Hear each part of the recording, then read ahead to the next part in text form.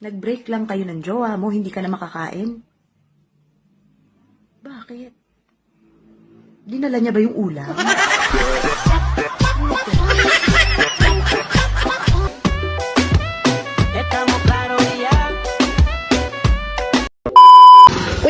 Kuya! Ingat ka dyan sa unahan, ha? Bakit?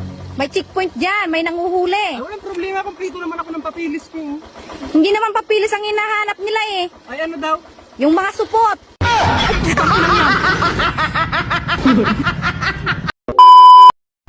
Miss, pwede ba manligaw? Bakit? May car ka ba? May SUV ka ba?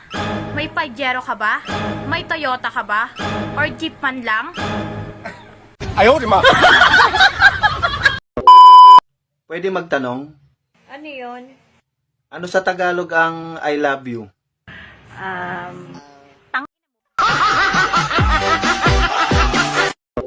Nagpapalpitit ako. Hindi ako makahinga. Paano hindi makakahinga? Paano hindi magpapalpitit? Palagi na lang nagkokope. Yung mga kabarkadahan mo na yan, Dorinel? Mga konsentidor? Hitsura ng mga yan. Halatang bad influence. Subukan nyo lang ako reklamuhan ngayon na masama ang pakiramdam ninyo. Nagpalpitit kayo. Tay, ihages ko talaga sa inyo yung kope na yan. Ate, bukas ko na lang bayaran yung utang ko, te. O, tapos mangungutang ka na naman ngayon. Hindi, bukas na tayo, may pangbayad na ako bukas. Sigurado ka, anong ginagawa mo dito? May gatas ko dyan, te. Gatas? Oo. Mayroon, ano gusto mo? Pwede pa, dede. Tignan nga natin to si Kalbo kung matino ba talagang utak nito. Kalbo! Boss! Tignan mo nga sa sasakyan kung nandun ba ako! Sige, boss! Ay, boss, wala ka man sa sasakyan. Sa tingin mo, saan ba ako? Umalis siguro, boss.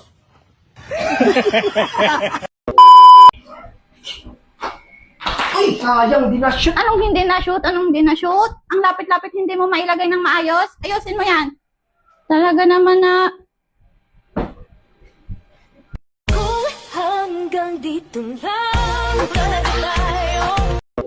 Kapitana! Kapitana! Kapitana! Oh, Utoy! Eh, bakit ga? Kailangan ka na, Kapitana? Kadaming pila ng mga kalakihan doon sa barangay. Ayuda ata yung hindi mo malang ako dilista. Ay, Utoy! Ay, hindi naman yung ayuda eh. Ay, ano mo yun? Tobian mo yun. Ayan o, disidido ka na. Number 1 kang nililista. Hindi na ako, Kapitana. Tulian mo pala.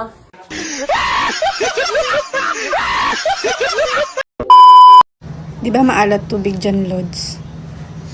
Ako yung pinagluloko mo? Ako yung pinagluloko mo? Saan ka nakakita ng tubig dagat na matamis?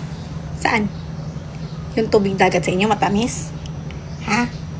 Matamis? Ah! Kuhang-kuha mo talaga yung...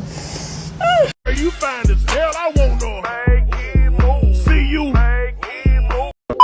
Nakakatamad na mag-work. Kailan kaya ako yayaman? Paano ka yayaman? Sobrang tamad mo. Sa pagtatrabaho mo, tinatamad ka. Tingin mo, yayaman ka niyan? Apakaswerte naman ninyo. Tamad kayo, tapos yayaman kayo. Paano yun? I wanna tell you being over and Yan niya, nakikita mo nasa gitna yung lalaki.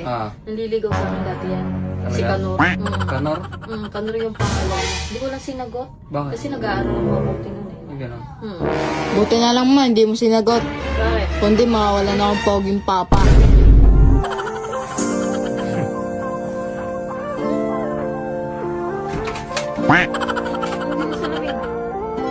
Swerte ka ng mama mo sa akin eh.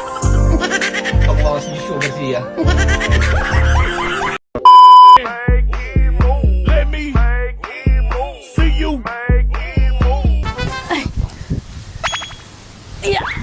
Uy, kapitbahay. Ano yun? Ay, aabutin ko sana yun. Itong atis? Oo, Gusto mo? paabot nga. O sige. Ay, Dali. Kunin mo na. Ano ba yan? Kunin mo na. Kapitbahay. Pag kailangan mo ng prutas, may kukunin ka pa. Kapitbahay, magsabi ka lang ha. Andito lang ako. Mahal, may kailangan akong ipagtapat sa'yo. Ha? Ano yun? Huwag ka sanang magalit, o kung magalit ka man, sana mapatawad mo ko. Okay. Bago pa maging tayo, Marami na akong nakasiping na babae. Wow naman! Mahilig kasi ako kumuha ng mga bayaran dyan sa labas. Sana mapatawad mo ko. Hala, totoo nga. Tama nga yung iniisip ko. Ha? Ano yun? Matagal ko na kasing iniisip, sabi ko, namumukhaan talaga kita. Tama nga, ikaw nga yun. Naging customer din kita dati. Uy! Alam mo, kung halaman ka, panigurado, lanta ka na. Kasi wala kang dilig eh.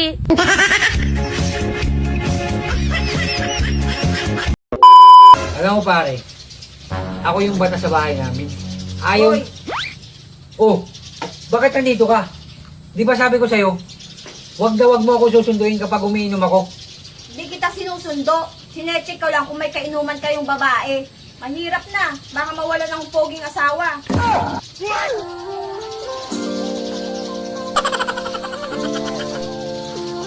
Parang kangat. Sige na, umuwi ka na. Sige na, uwi na ako. Huwag kang magpakalasing ha. Oo, sige na.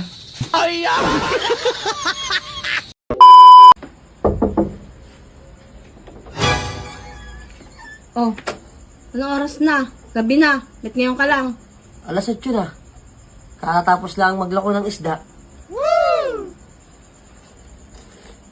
Pare, ang pinagbilhan. Tapos, mamaya, bebeng bang. Ayos! Pasok!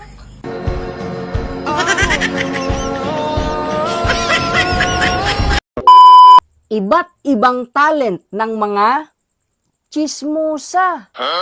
Una, kaya niyang magbantay sa buhay ng iba.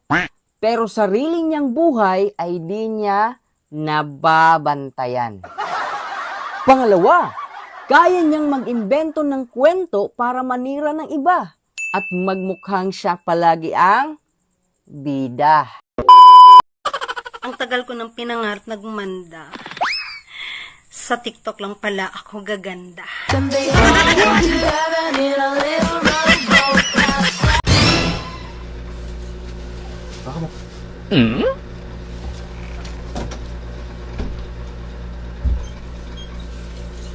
Ay! Sweet naman ang asawa ko. Sweet mo talaga mo. Oo, sweet mo talaga.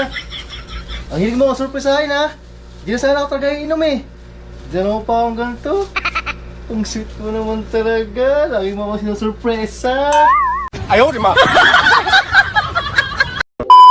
Kung magloloko ako, iiwan mo ba ako? Kung magloloko ka? Hindi. Wow naman! Talaga? Ang sweet naman. Ganun mo ako kamahal? Oo naman. Kaya nga till death do us part, di ba? Sana all. Hindi kita iiwan kasi naiksi lang ang buhay mo. Yung mga nagpapa-angiogram ng 50,000, 80,000, tapos magpapa-angioplastic, kalahating milyon, 1 milyon. O hindi nyo na kailangan gastusin ng pera nyo. Darating ang oras sa Maynila libre. Ay, wow. Yes. Yun ang Kaya natin binili yung makina na yun. Pera ng taong bayan yun. mammogram, dapat libre. Pinangutang natin yun nung araw eh. Bagay lang na magamit yun ng ating mga mamamayan. O yan, inutang natin yan. Ayaw, di ma! Ay pare! Ay, hindi ako magpapautang, Mari ha. Hindi naman ako utang pare. Ay, anong sadya mo? Hihiram sana ako ng pera. Parehas lang yun, Mari. Utang, hiram, parehas lang yun. Hindi pare, magkaiba yun. Oh. Ang utang, babayaran. Oh, Ang hiram, pwede mong kalimutan. ay, nabuang ka na. Bahala ka dun. Pare! Magandang umaga, pare. Ay, magandang umaga, Mare. Pinapabatid ko lang pala, may libreng tuli bukas sa barangay. Ay, ang aga-aga, Mari, parang nakakaano ka. Ayos-ayusin yung pananilita mo. Anong tingin mo sa akin? Hindi tuloy? Huwag kang mag-alala, pare. May libreng 10,000 ayuda pag once na magpatuli lang. Maganda pala yung plataforma ng barangay ngayon, Maria. Sige, Mari, taagapan ko bukas. Naku, sir. Ano lang? Para lang yun sa mga bata. Ay, Patay, huli. Ang ganda ng nabasa ko, ang sabi niya, what they hate in you is missing in them. Totoo yan. Minsan, people dislike you not because you've done something wrong, but because you reflect something they wish they had. Their hate is just a mirror of their own insecurities and unhealed parts. Kaya naman, keep glowing because it burns them more. So napapanahon na siguro talaga na magsalita ako tungkol and regarding sa mga Filipino, na mindset ng mga Filipino na porket nakapag-asawa o nakapag-jowa ka ng afam, maganda na yung buhay mo, mayaman ka na. Okay, baguhin natin yung mindset na yan kasi sa totoo lang, marami nagsasabi, buti ka pa na asawa mo, foreigner, naka-boyfriend ka ng afam, dinala ka sa ibang bansa. Alam nyo ba, kung mayaman siguro talaga ako, hindi na kailangan magtrabaho. Sitting pretty na ako rito, higa lang ako kahit saan ako pupunta. Baguhin yung mindset nyo na yan, sa totoo lang. Kasi, ang mga foreigner dito, blue lang yung mata nila, puti lang yung balat nila, pero sa totoo lang, kayod kalabaw din sila talaga dito. Kaya mga kuripot nga, diba? Diba, nagtatravel sila sa Pilipinas, ang ibang mga foreigner kuripot. Kasi nga, hindi naman sila ng mga, nasa stage sila ng nasa stage sila ng, normal lang na buhay dito. Nagre-rent lang yan sila ng apartment. Buti nga tayo dyan, may mga sarili tayong lupa dyan sa Pilipinas kahit lote-lote lang, sariling bahay. Sa kanila, as in wala, nagre-rent lang sila ng apartment. Kasi, mahirap magkaroon o magka-own dito ng sarili mong bahay. Natotoo lang. Kaya baguhin natin yan. Hindi rin natin masisisi yung iba kasi ang alam talaga ng mga Pilipino, get away na sa kahirapan, unlocking na yung kahirapan kapag makahanap ng jowang afam. So, baguhin natin yung ganung nating pananaw sa buhay. Kasi sa totoo lang, ay nako, swerte pa rin tayo. Alam mo kung bakit? Hindi nila alam kung paano magkain ng alimango. Hindi nila alam kung paano balatan ng alimango. Hindi alam ng mga foreigner kung paano kumain ng hipon. Yung mga normal lang na tao yung mga shala at mayayaman rich. Alam na nila kasi nakakain sila sa mga social restaurant. Pero may nakadate kasi ako before May nakadate ako before na nag-order ako ng alimango.